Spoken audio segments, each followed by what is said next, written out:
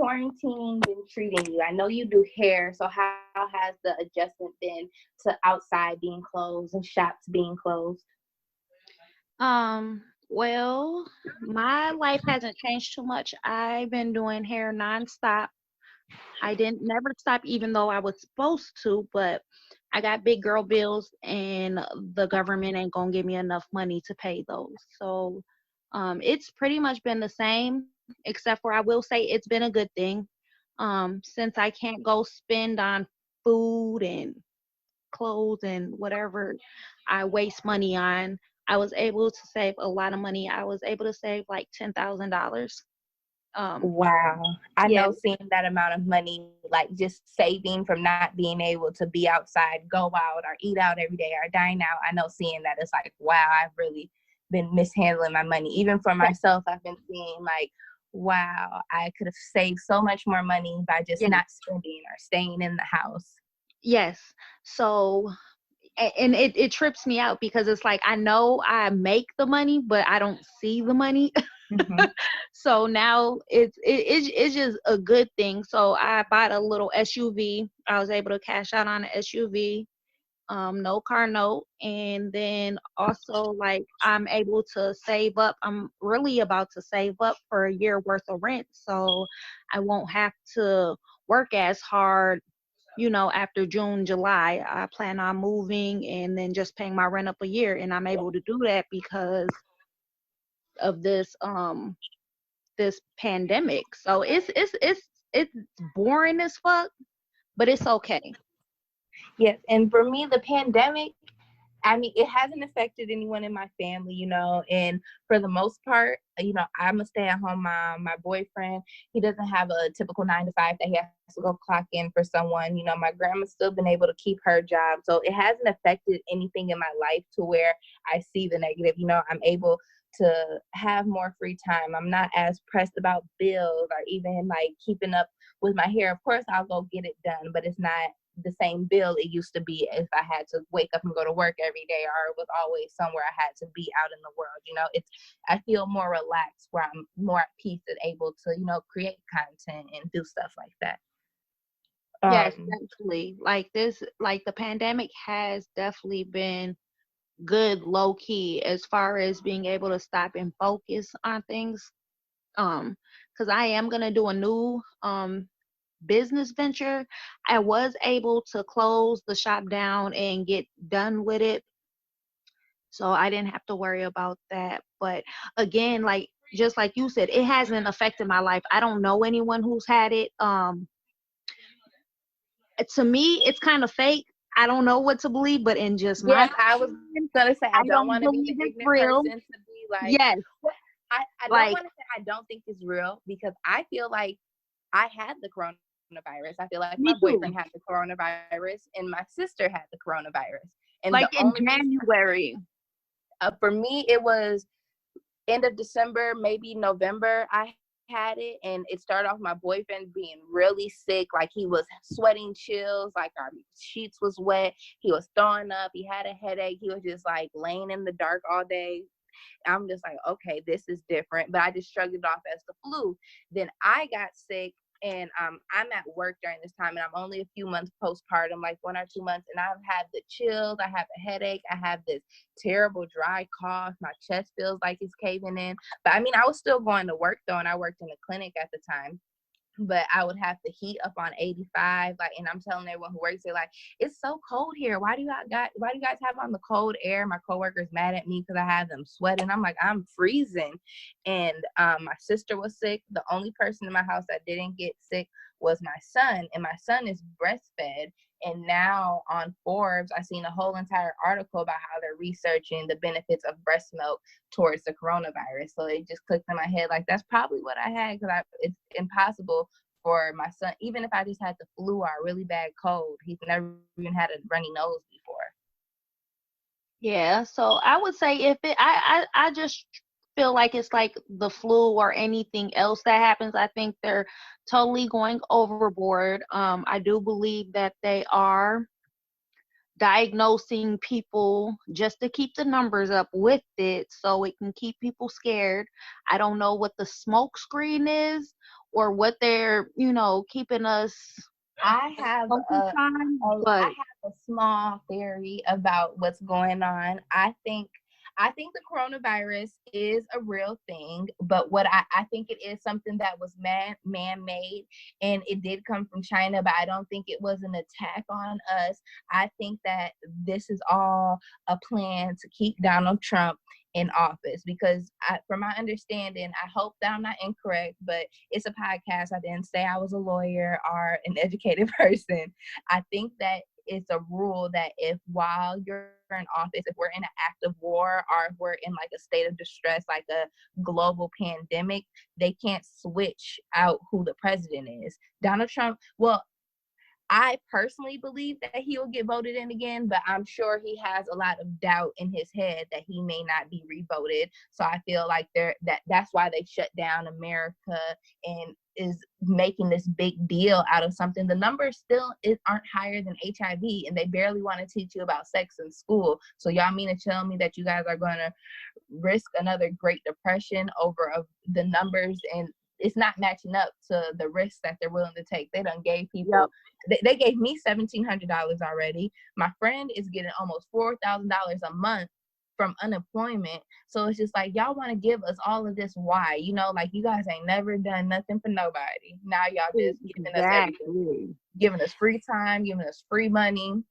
But even if it is Trump, what you say, low key, now that I do have time, I kind of like this man.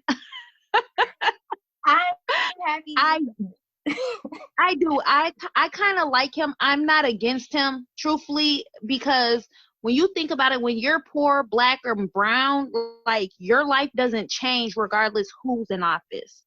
And that's your life is still the same. Not only that, this man, he speaks his truth. He may come off and say it wrong, but that nigga just say what a lot of people be thinking.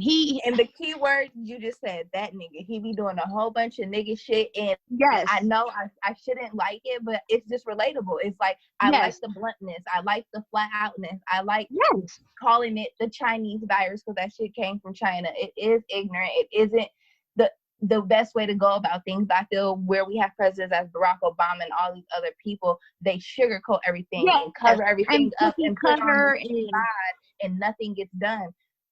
I mean, Obama has Obamacare and all this stuff, and I'm not gonna say Trump has done so much for me, but I feel the things that he says he's gonna do, it has benefited me in a way that makes me think like, okay, maybe I should pay more attention to what he's actually doing before I just say. Not only that, he's not like, okay, maybe he do say little racist shit or whatever, but truthfully, you got to think, this is a businessman, so he's really for rich people. He has rich black friends. He got rich black people that fuck with him. Why? Because they all have the same motive. And I was gonna say, I don't. So for one, I would say this. I think every person, no matter, your financial status or your race, I think every person has some sort of, what's the word? It's not racism. Prejudice. Yes, prejudice. Not everybody can be racist. I feel like the only people that can truly be racist is white people and Asian people, because they have most of the power in the world. Those are the only people that can really lock you out of education, lock you out of businesses, money. Those are the only people that can stop something because of their prejudice. But regular Asian people may have a prejudice towards white people, may have a prejudice towards black people. Sometimes I have a prejudice towards white people or different races. I say, typical stereotypes like, oh, this so-and-so race can't drive. And that's nothing I'm proud of, but everybody does happen. And so I think Trump, I don't think he's racist. I think he's classist. I don't think he gives a fuck about a poor person, no matter what color you are. White, blue, red. But if you're rich, he doesn't care. If you're black, green, whatever, he's gonna fuck with you. You got money, I got money. You want to make more money? Okay, we're gonna figure it out. Exactly. He's on the money team. He's on the rich side. So it doesn't. That's who he's looking out for, is his people, which are rich people. So it don't matter what color you are, as long as you are getting that money. And that's why I feel like he doesn't care about the pandemic anymore, because he was basically like, after May 1st, do what y'all want to do, because I feel like he also did what he needed to do as far as loans or Yeah, he all was this. just like, I did what I did to hold these people off. Now it's up to y'all. Like, I feel like Yeah, so many politicians and other people are, that's why we're seeing all these commercials that are saying we have a new normal, because they know that this virus isn't going anywhere. I've seen articles that said that we could be dealing with this for, the next 12 to 18 months, and that it's going to come back in sparse. So we can't keep America closed for the next year and a half. So people are going to have to wear masks outside, stand 6 feet apart in the grocery store, and maybe not have like big parties and concerts. And I mean, I'm willing to take that change, that small change, because if life is going to continue like this, I'll probably be further in the next 5 years if for the next year and a half I can't go out to the club every weekend, or live how true. I was living, like, so frugally. So I feel like it But doesn't not make a difference. only that, like I just think we need to all get it anyways. The flu comes every year, kills thousands, and no one says anything because they're like, oh, it's just the flu. This is like the same thing, kind of like Mhm. we And all I have to feel get it anyways to get our immune system built for it. So And I let feel people like get that's it. what they want us to do. They want people to get it, but they keep talking about this coronavirus vaccine. I don't give a damn what they say they're going to take from me or what they're going to give me. I'm not giving no 2020 vaccine for a fucking flu. I don't get the flu shot, and I'm not getting no coronavirus vaccine. I'm Yeah. sorry. Me I'm either. I sorry. don't I don't even get my kids shots. I've been over shots a long time ago. They're linked to autism, all types of stuff. And not only that, every time you get a shot, you get sick anyways. They're injecting you with Yeah, the virus. So I my, might as well get the virus naturally. my son is 6 months old. He has not had any vaccines at all. He had one shot the day he was born, and I believe it's the vitamin K. Other than that, I opted out of all other shots. I have the notarized form from the state of Minnesota saying that it's against, my beliefs to get the vaccines. My son has not had, like, I've never had to use a nose Frida or one of those nose bulbs. Sometimes he might get crusties in his nose, but he's never had a runny nose, never been congested. Sometimes he runs a fever and gets rashes, but I associate that with teething. And I asked my doctor about my choice because I breastfeed. It's not 100% exclusively, but really close. And I told him, I did my research, just like you said. From my understanding, the vaccine is injecting you with a dead virus or a very weak virus so your body can build immune system. What my breast milk Mhm. does is, if I come in contact with the virus or my son comes in contact with the virus through the saliva, he's letting my breast milk know, like, oh, he's sick, let me formulate this to make him better or to protect him. Oh, she touched this, then this germ is on her body, let me protect him from this. So he's getting all of this immune system build up from my milk. So why Yep. do I have to give him vaccines? And the doctor said that is true. It's just when I get him off of breast milk, what he said is that my son, his immune system will weaken because his body didn't create those antibodies. I did. No, So if that's I'm not not giving him the true. milk anymore, but then that means that if that's the fact of it, doesn't that mean I have to get a vaccine every single day then? Because you injected me with something I didn't create it? Right. I don't I just don't believe doctors all the way. I'm always skeptical of everything. I always want to know more or questions or why. So Yes, I went back and I did my own research, and he kept trying to push me. He said, let's do a stretch, like, late in it. He was like, we can start when he's 6 months in. But then if I no, waited until he's 6 months, instead of getting 4 shots at a time, he would have had to get six. And I said no. And I don't even, my son's not even circumcised. And a lot of people tell me that I should, and for like appearance reasons. But like, medically it's not needed. And I know so many people yes, say, like, about girls and all that stuff, but any woman I know who has had intercourse with someone who isn't circumcised, they either liked it better or said there was nothing wrong with it. So I'm not gonna put him through that pain because of my own sexual preference, yeah, because of so I'm just like, cosmetics. yeah. And people are like, no, it can get infected. I'm like, and people's like brain is so backward when they say you have to pull it back to clean it. The extra skin is to protect your penis from outside bacteria and stuff. So when you cut, Exactly. when you cut it off, you're making it bare. You don't have to pull it back and clean and all that extra stuff. I'm like, I don't know. You don't have to do that. That's why y'all had yeast infections and shit. Y'all Yep. pulling y'all shit back. Yep, because I'm one of my sons ain't got it, and I'm not thirsty to go get it done. Like, he's at an age now where I'm pretty sure he don't even give a fuck if it's done or not. Girls is gonna do them regardless of it, and shit, that shit ain't needed for real. Am I supposed to be cussing? Are you supposed to be what? Is it okay for me to cuss? Because I be cussing.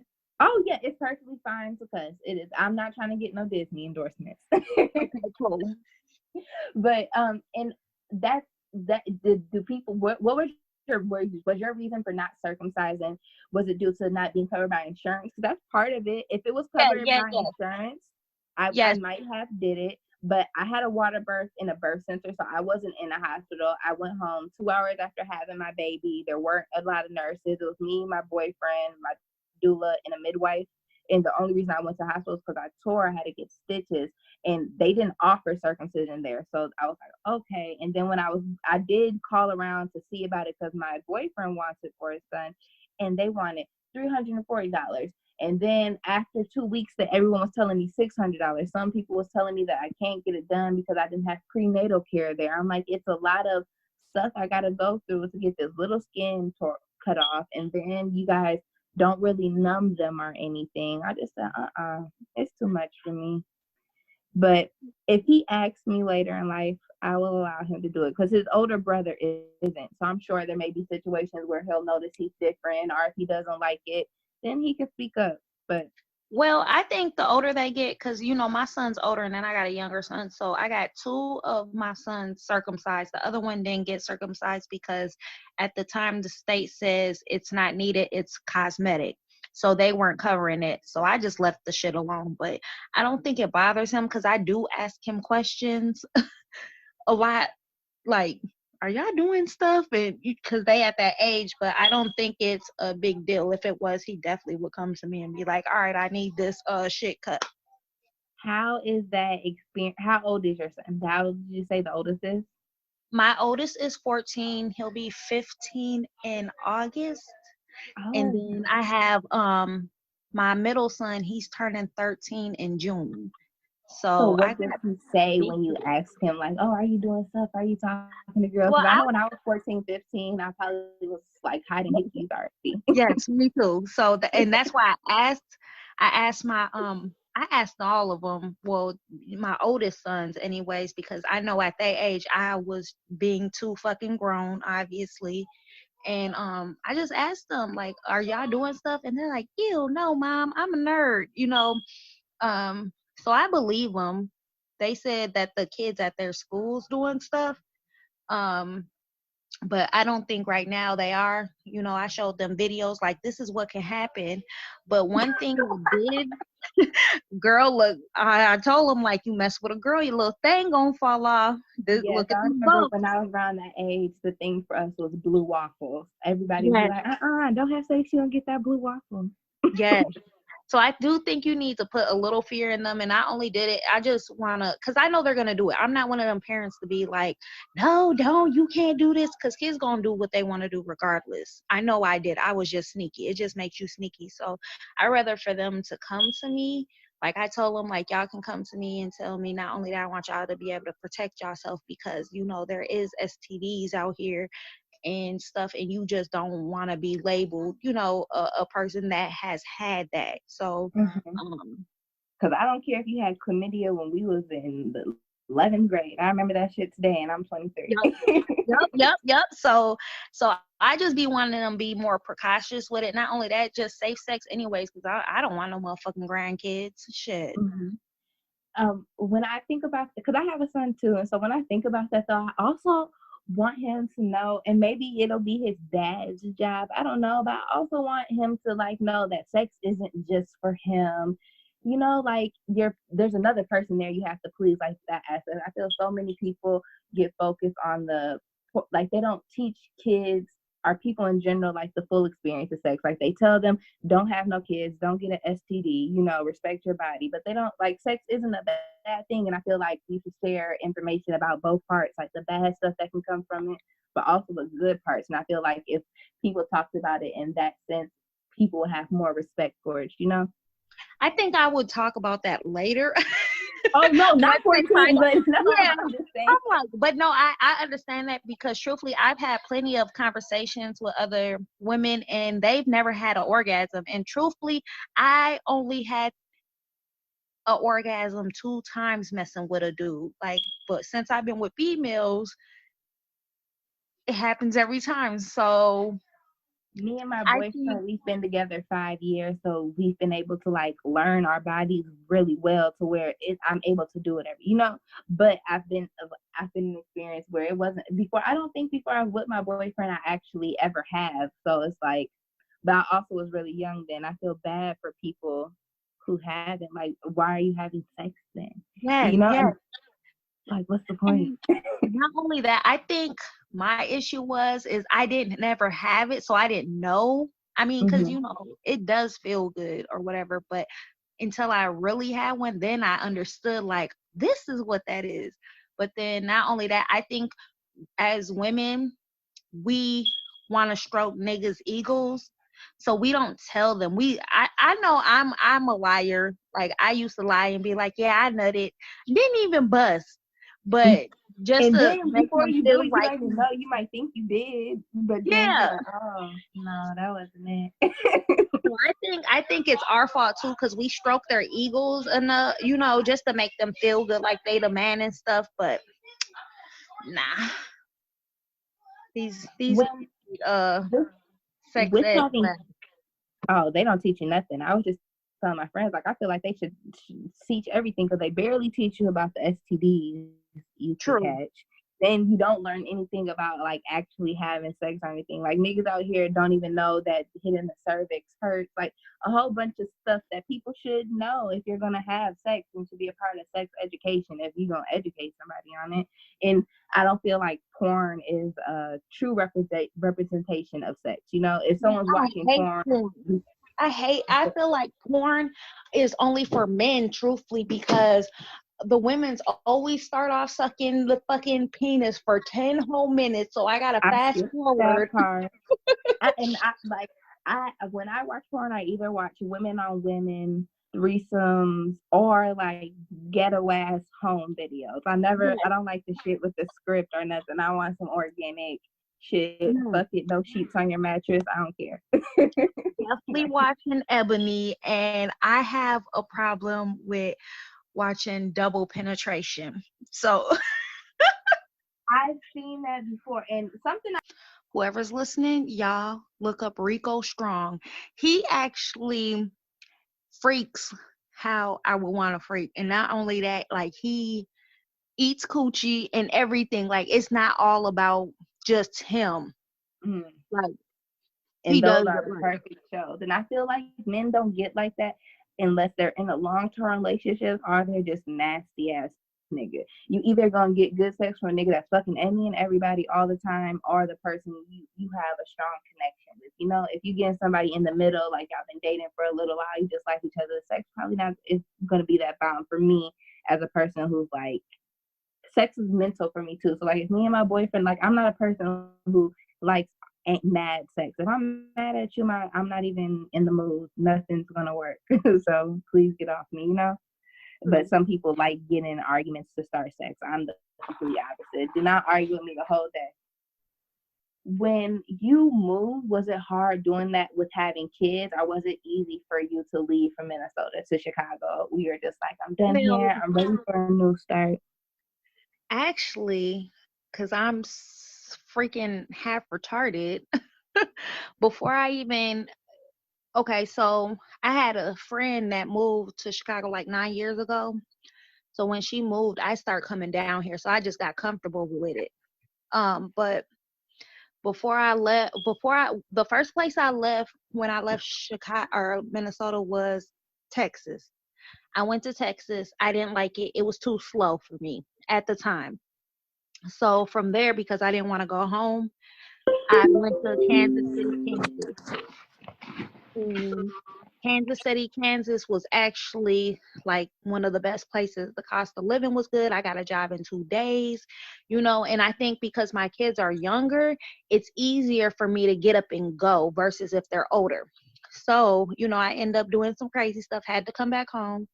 And that's when I decided to come to Chicago just because I have a little familiar, I can't even say it. I'm familiar with it. So, when I moved though, my oldest son, he didn't want to come. So I let him stay with his dad. So, he already got his set of friends. Friends are important to kids and teenagers right now. So I would say it's easier, but it was really hard my first year because I don't have friends or family.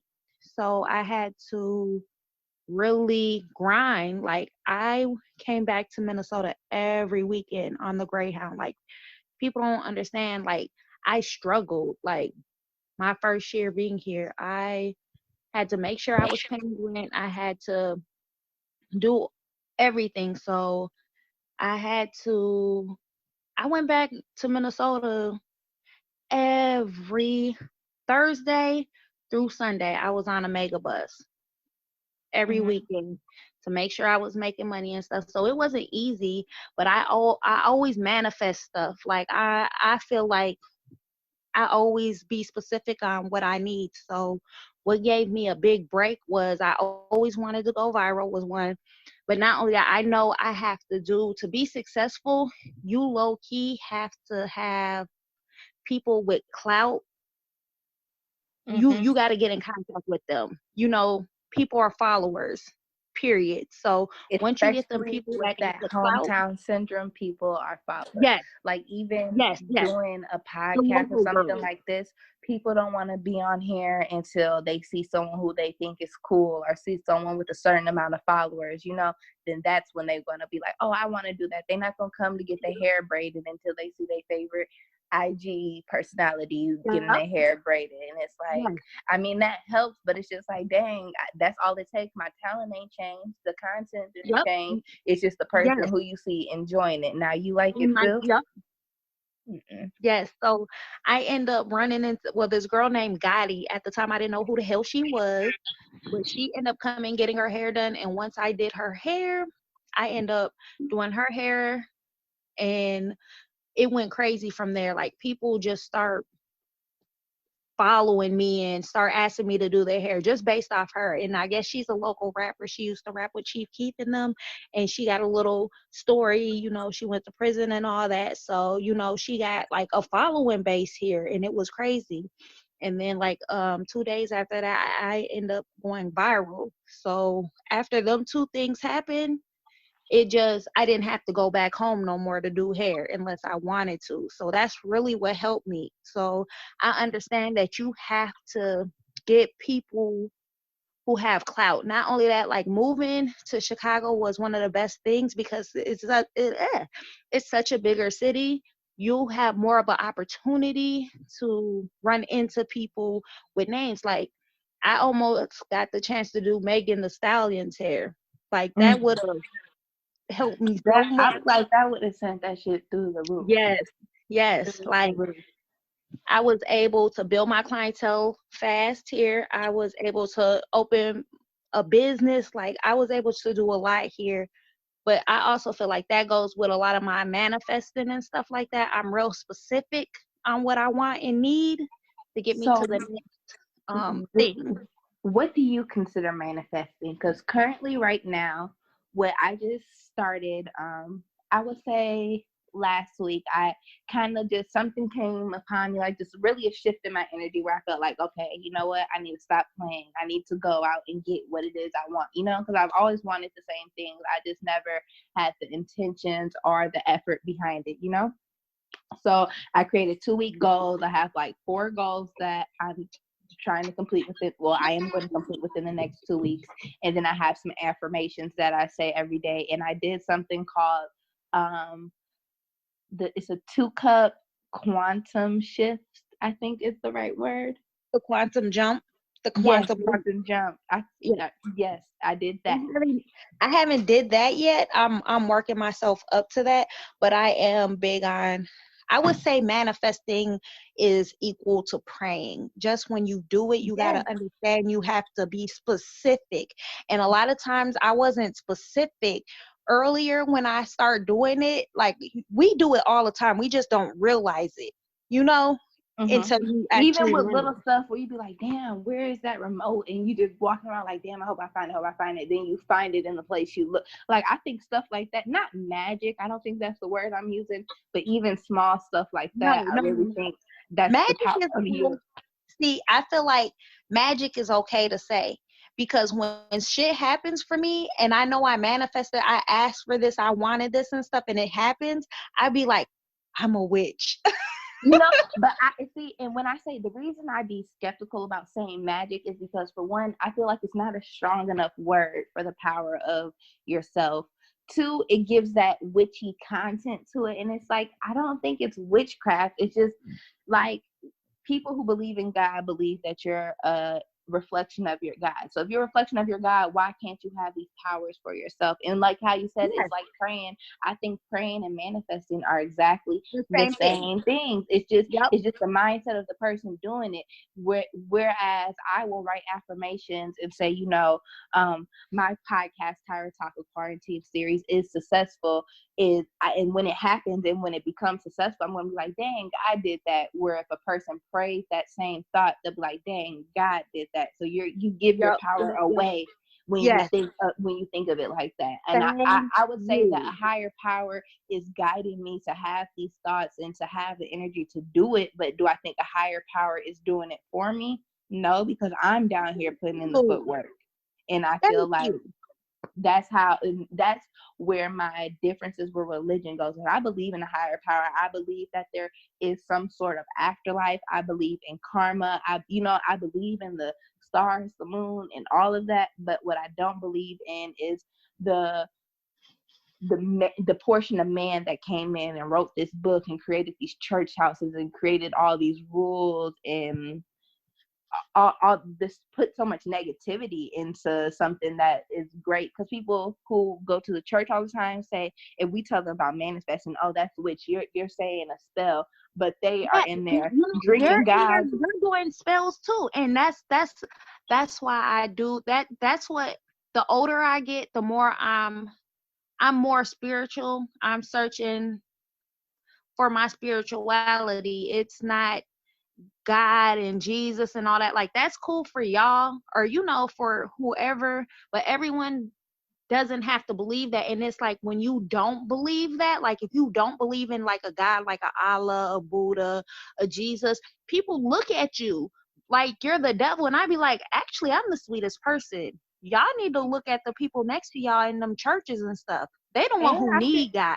and I feel like you should look at the people who don't believe in anything. If you don't, and when I say, it's a difference for saying I'm spiritual and I don't believe in going to church, or I don't believe in the Bible's version of how life works. But when Yep. people tell me like I don't believe, no, I don't believe in any higher power. No, I don't believe in spirit. Like those people that scare me. Like, you one of them demons that aren't supposed to be here.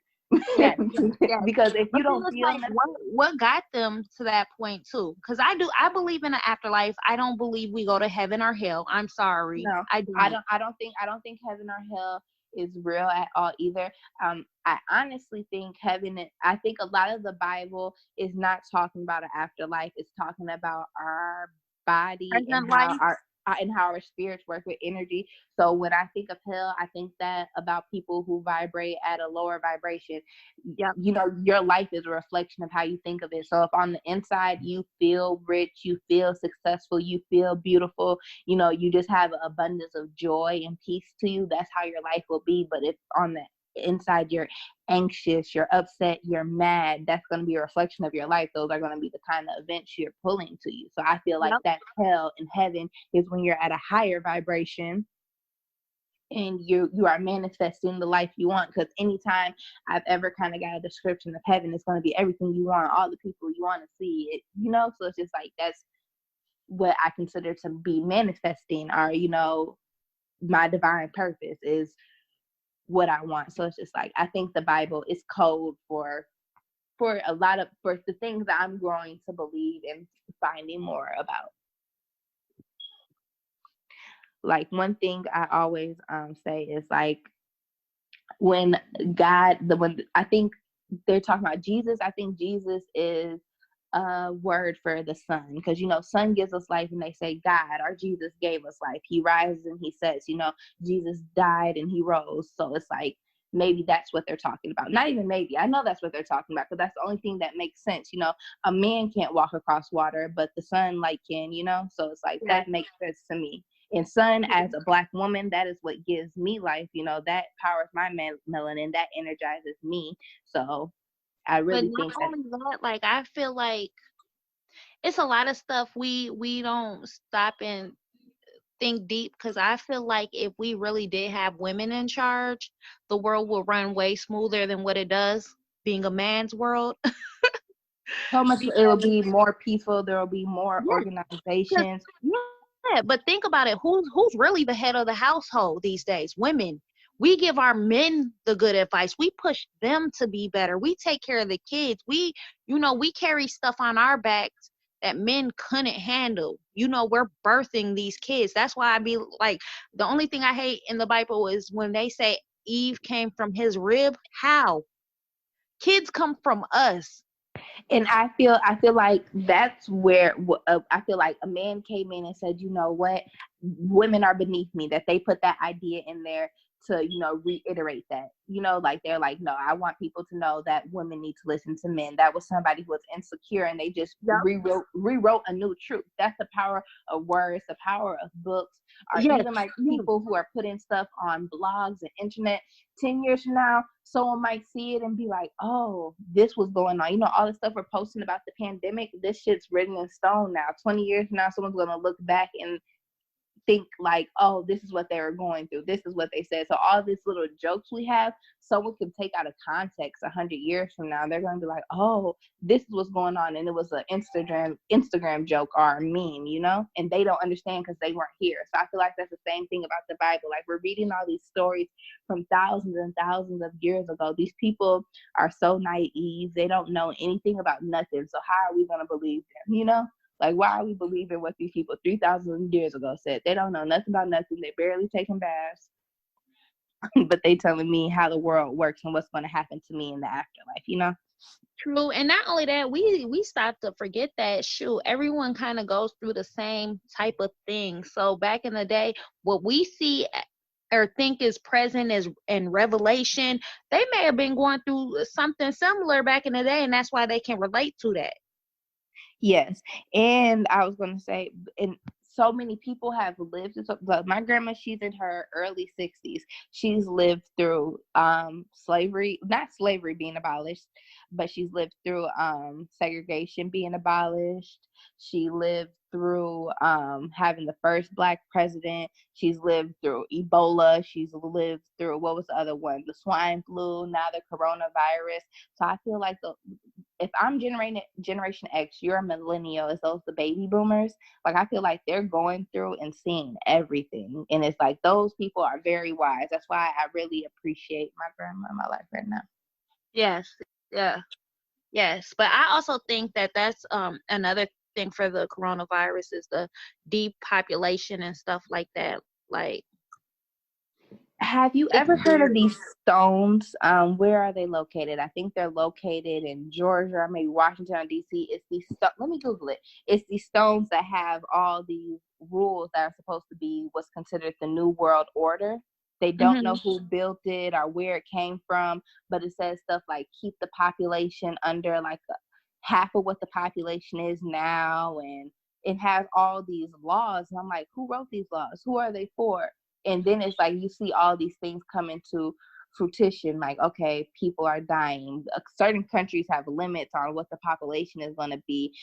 Part of like the New World Order is that there's supposed to be one language, one currency. I consider having everyone be on social media is one language, because, you know, even in like China and stuff, they imitate Black Americans. They imitate hip yeah, hop music. They yeah. over there break dancing. They over there braiding hair. So it's like I feel like the one language is Black people, you know, like they want to talk like us. They want to look like us. But even people who speak other languages, their text messages come through in English. Their Facebook is in English. So it's like, is this becoming the new one language? And in schools, they're not teaching, it's not a requirement to take other classes. And for people who move to America, most second or third generation, like Spanish Americans, I know they don't even speak their native tongue. So it's like eventually these languages are going to be lost the more and more people try to come together. Like, to a certain extent, I feel like humans, species, like even animals, whoever, we need segregation to move properly. Like, Black people would be so much further off if there was still segregation. Not to say I No, want to be no, I say segregated that from all the other time people, but we because would we were have our doing own fine income, we without would them. have our own schools, we would have Our everything of own our own. hospitals. Yep. I We say would that have our because own police officers. We they don't won't be. teach us about Black Wall Street. I was grown when I finally learned about Black Wall Street. Like, that would have been beautiful to learn in school. They don't teach you about, even there's been plenty of Black owned towns that they've destroyed. Even the Yeah, ones that in they come New through and York. bomb. There's Black Yep. inventors. New There's York. so many things that Black people did first that either a white person takes credit for or they just never mention. And then with school, how you said that you had to wait until you were grown to find out about little stuff. I feel like with school, that they try to put Black children, or just children in general, like, it's a state of trauma, because as soon as you learn about slavery, now white kids are looking at themselves like, oh, my ancestors used to own slaves. Now Black kids are looking at themselves like, oh, my ancestors used to be slaves. And then you don't learn nothing else about yourself, but these white kids go to learn on, I used to own slaves, I found America, which they didn't. All this stuff that they didn't do. We have presidents, we have all this stuff, so they get to have this certain pride about themselves and about the history that Black kids don't get to have, because for one, we're not taught it in school. Our parents were never taught it in school, and it wasn't passed down. And how can we pass down information if we were kidnapped from somewhere or had all of our information stolen from us? So we don't know who we are, we don't know where we're from, we have no sense of pride in ourselves that all these other cultures get. But people keep asking, why is there so much crime, of Black on Black crime, which is a term I hate, or why aren't there enough Black businesses? Because we don't even have enough self-love, to prosper in that way. We can't want to But not shackle people. only that, they're not even, they done changed everything with a pen and a paper. So with us, we're behind. Not only that, once they took away segregation and all that stuff, that is what fucked us up. Because before, we had all that, we strived for all that, but we wanted to be so bad to be with they ass.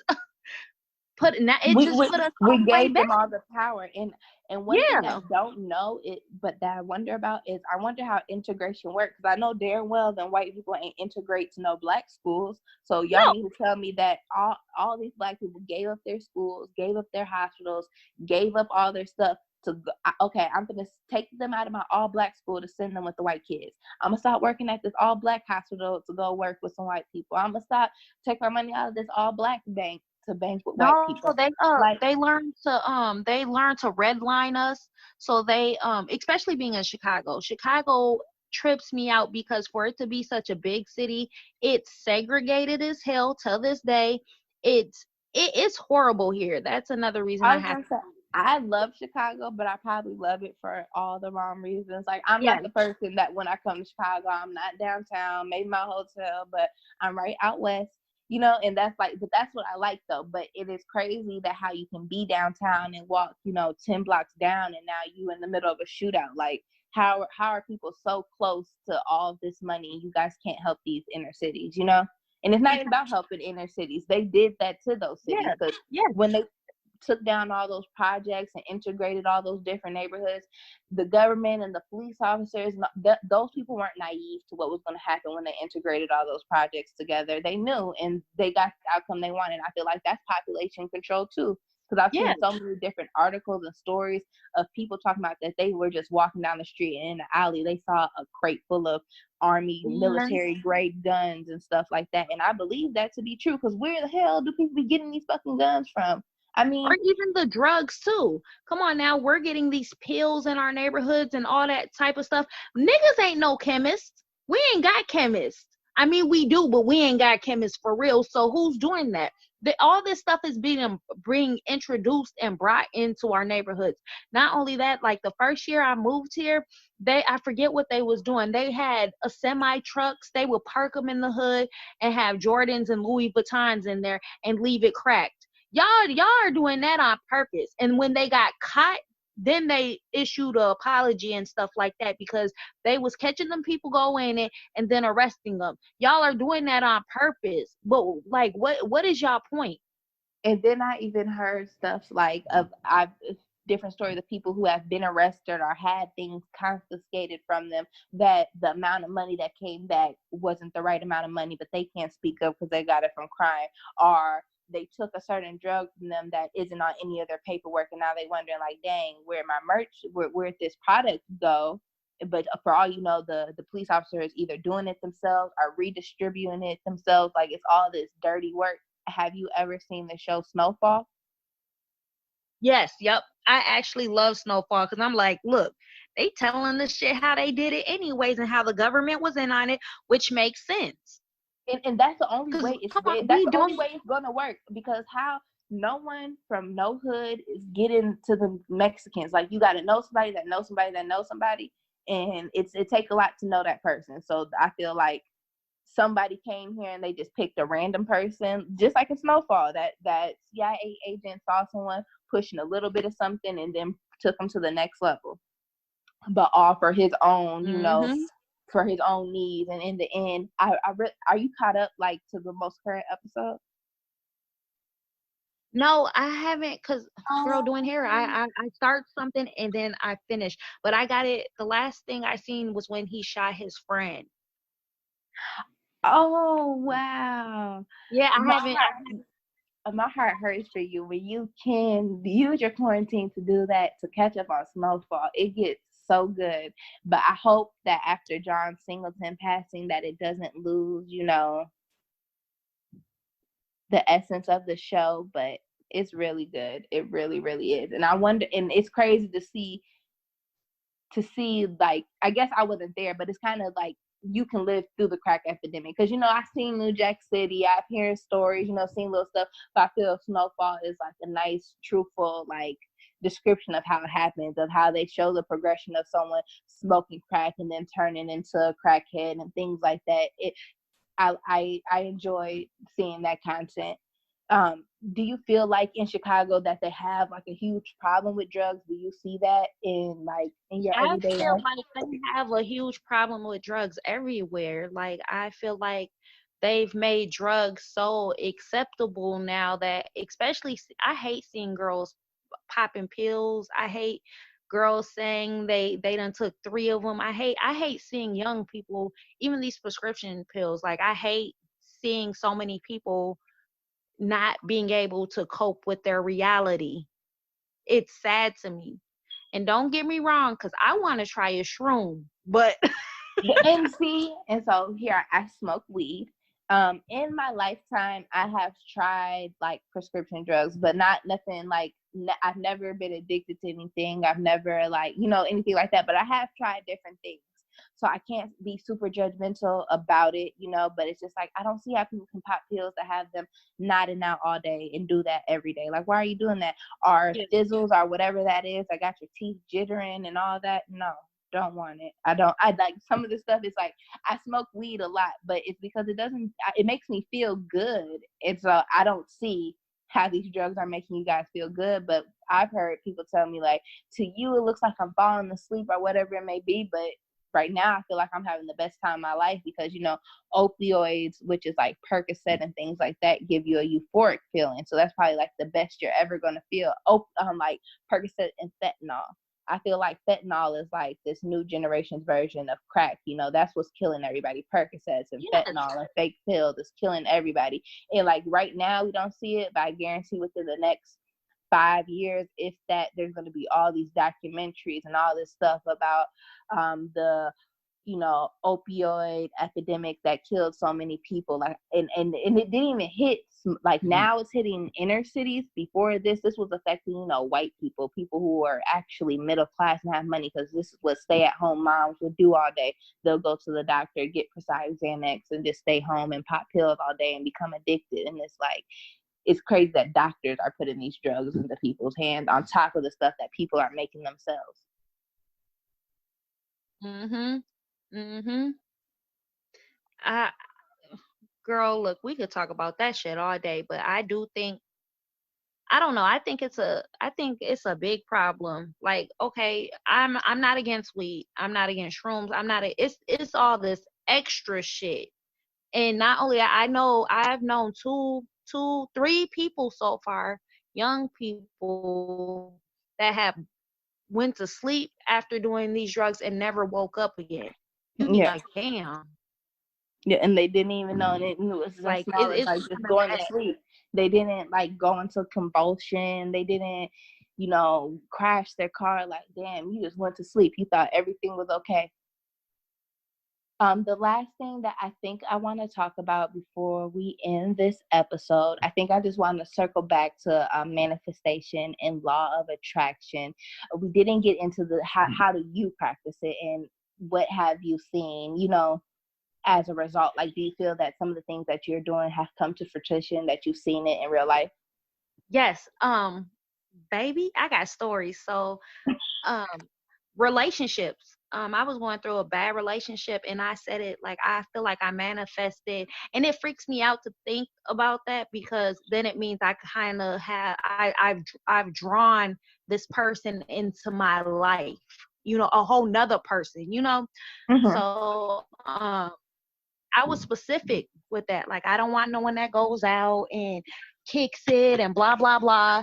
And when I got with my girl, but I didn't specifically say man or woman, I said someone. And it ended up being a female, and she don't go out. She don't hang out. Like, she don't, everything I asked, like, she is weirdly possessively in love. But she loves my kids. Like, it's crazy. So I feel like one thing I did manifest, a relationship. I wanted a specific type of person, and it took it a while to come to me. It took about, I'd say, 4 years before Mm. this person was actually came into my life. But then also, it was another time when I was so tired of my ex-girlfriend. I used to be like, I don't care. I just want a bitch can come and get her. I wouldn't even give a fuck. So when that finally, came to fruit, I was so sad. Like, cheated on me. But then I had to stop and think, like, that you got exactly what you asked for. You the one who said you don't care if a bitch come and snatch her up. So I had to stop and think about that. So a lot of things that do happen in my life, I think about. So even with me going viral, I always said that, like, I want to go viral. I want to go viral. And I went viral on a hairstyle I then did 1,000 times. I guess it was the color scheme. I don't even fucking know, but it wasn't nothing special to me. But I know I manifested that.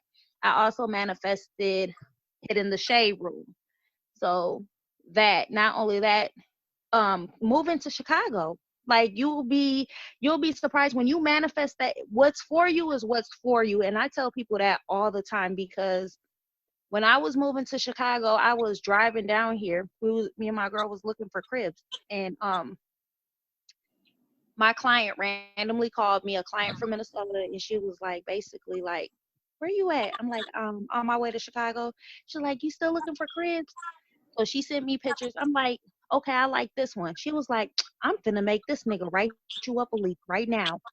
And I didn't do a background check. I didn't do an income verification. I didn't do nothing. I went and signed the lease and was able to move to Chicago just based See, it's off just of, blessings. It's when you make those right moves, doors yep, open that yes, seem impossible. And so that. Oh, I don't know. yes, I'm so emotional. I'm like, oh, that's so nice. I'm gonna start crying. yeah. Like, you gotta believe in it. But what got me into manifesting is one of my friends told me about it. She was like, do you know about laws of attraction? I'm like, nah. So she's like, go watch The Secret on YouTube. So I watched it, and I when I'm feeling down or something, or I feel like I'm going off course, I always go watch The Secret because it puts me back on course, because I be needing reminding. But not only that, Big Sean one day was like, my life changed after I read the book Asking It Is Given. So I went and got that book, and it changed my life too. Like, I got really deep and heavy into it. But now that I understand it, I feel like it is spirituality, because I could be, I used to do like little shit. Like, I'd be like, I need to make $300 today. And I wouldn't have a client at all. And guess what? I would make exactly $300.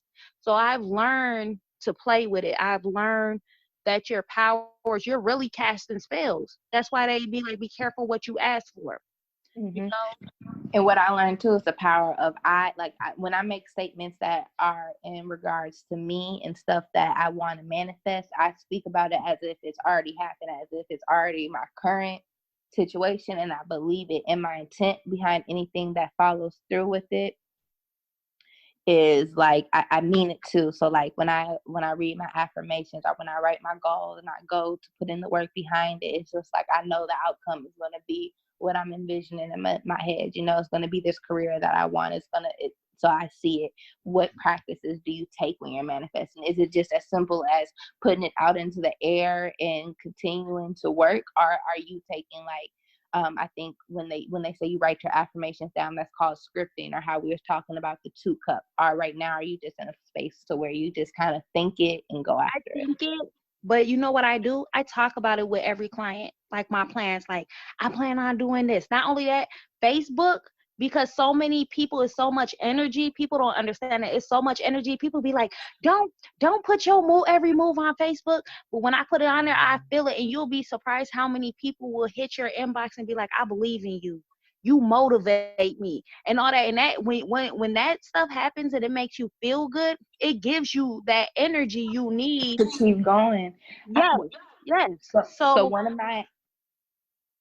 one of my affirmations will be, still is I make abundance of money for my podcast. The day after I started saying that affirmation to myself, and I posted the episode. I didn't post it to announce. I just posted it so when I'm ready to post the status about I have a show, it's already ready to go. I made 1 cent. When I tell you that 1 penny made me so happy, I'm like, okay, I made 1 penny. That means I can make $1 million off of this. You know, it just takes one thing to give you that inspiration. yes, but not only that, okay, even with that, guess what I did? Let me tell you my latest one. I had one of my clients gave me an old $10 bill, right? Mm-hmm. So with that old $10 bill, I put zeros behind it. I put 100,000. So when I did my taxes this year and did my taxes this year and did the number, I hit $100,000. Did you? Yes, yes. So That's I'm how much like, you now got I'm back? deep. You say what? That's how much you got back? Yes. Well, no, that's not how much I got back. That's how much I made. 2019. What is it? 2020? What the hell is today? 2000 Um, and it is 2020, May 6th. yes. So in 2019, I made $100,000. Yes, I went through. I did all my numbers and everything. I'm like, damn. But I believe it because I know it's true, because I'm like, you live good low key. Like I do. I can't complain.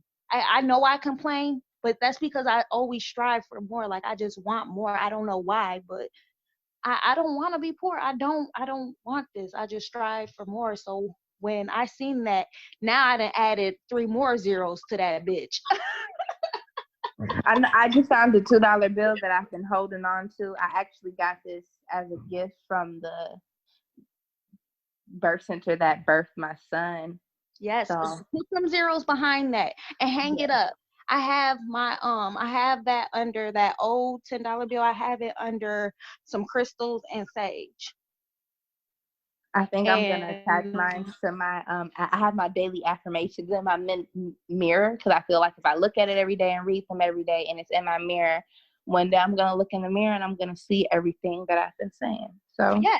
Not only that, I feel like the best thing you should do is watch. Like, I watch a lot of motivational speeches. I follow a lot of women specifically that have went from nothing to something. B Simone, Super, yes, Big Booty Judy, India Irie, Big Sean and them. Like, and I every person's story who I watched, they say the same thing about the amount of time that they put into it. They said that they did it every yeah, day, and and every it and might take even 10 years. You know, but you'll get there. you just You'll don't get know. there. You gotta continue. I was just watching that Tory Lanez interview today, and he was talking about how he's saying, like, when people are asking, like, do you feel like, your talent is appreciated? He said, you know what? I don't care if my talent is appreciated, because, I know where I'm going. I know where I got. And he was talking about how with album sales and stuff, for him, if he sees he sold one more album than the last time he did it, that matters, because he said every time he goes into an album, he said, I just want to do better than the last time, and he knows where he's going. So it's just about climbing up that ladder and knowing that you're taking the steps. Like, I don't feel like manifestation is magic in the sense of I'm going to wake up one day and not I'm going to wake up one day, I'm going to wake up the next day and this will be my life, when it comes to like changing your life completely around. Like, I want to go from living like, paycheck to paycheck, or, come up to come up. So just living a fruitful life, always having money in my pocket, not worried about paying a bill or having to hurry up and come up with a quick hustle to get this X amount of dollars. I want to be able to own property, own land, and have generational wealth. So I know, like, that's my end goal. I don't care about how fast I get there per se, as long as I get there at a good speed. I I do don't want. I do think you should put a deadline on it though. I do, because I always say before I'm 40, by the time I'm 35, I want to be retired. I want to, because Oh I yeah, want to live that's funny. You just said that. Ever since I was a kid, 35 has always been the age I did not want to work anymore. Like, in my head, I'm like, by 35, I want to be traveling. But right now, like, in my head, by 25, I want to be established as a podcaster, as someone, as an influencer, whether it be going to the BET Awards and announcing an award, or being on the red carpet at, like maybe the Met Gala, interviewing people, or, or is it just having thousands of views on the content I produce? And I want that to be like who I am by 25, because by 35, I don't know. I can't think that far. I got to, I guess. You have to plan, and that's the thing. A lot of people don't. That's why I feel like a lot of people speak they death into existence, or they prison into existence too. Because Yes. one of my baby dads used to always be like, "I'm gonna either end up dead or in jail." He would always say that. And where's that nigga at? You damn near dead, because you in jail for damn near 18 years. You done missed your whole young adulthood, for something stupid, but you manifested that because you kept speaking that into your life when you didn't have to. You had a full ride scholarship to college through football. So I feel like people need to really stop and understand. But a lot of times when you try to teach people this or tell people this, they look at you like you're crazy. So you just got to keep it to yourself. Yes, but one thing about energy is that I always, when I'm around people who I know are like-minded, or even like our conversation now is so much different from the conversation we had when you did our Fox Talk. It's on the same track, but I can tell that you are like more concrete, or you've been reading more on, your beliefs than what you did now. Because some of the things you're saying now, just with more confidence behind what you're saying. And you could talk to somebody like that who believes a little bit of it. But if you talk to someone who don't believe any of it, it's gonna feel like you're talking to a wall. You're gonna be in an argument. You might lose a friend by the end of the conversation. It's just not worth it. People will come to, their senses, for a lack of better words, when it's their time. And if Yes, they and don't, I feel that's sad. why I feel like I stopped trying to beat it into people. Because I be like, you know what? They're not on the same vibration as me, so they're not gonna receive what I'm telling them anyways. But I always drop a seed. I always drop a seed on, whoever is willing to listen and stuff like that. But I think I stopped speaking about it as much just because I know they're not listening anyways. They're not on Hmm. that vibration to even understand what I'm talking about anyways. So I've learned to Yeah. back up a lot now. Cause the most discouraging feeling is where you think he's saying like some real shit. Are you like sparking, some motivation to somebody and they hit you with the girl? That's crazy as hell. Or you can just tell they barely listening. You like, damn, I could have saved that for the next person who actually needed to hear it. But sometimes I do believe in timing too. So there's things that people said to me maybe a year or months ago that one day I just sit and it really resonates to me. So I know whatever I said, someday somebody gonna look back like, dang, she did say that. Or if someone might think about it and start their own journey. Mhm.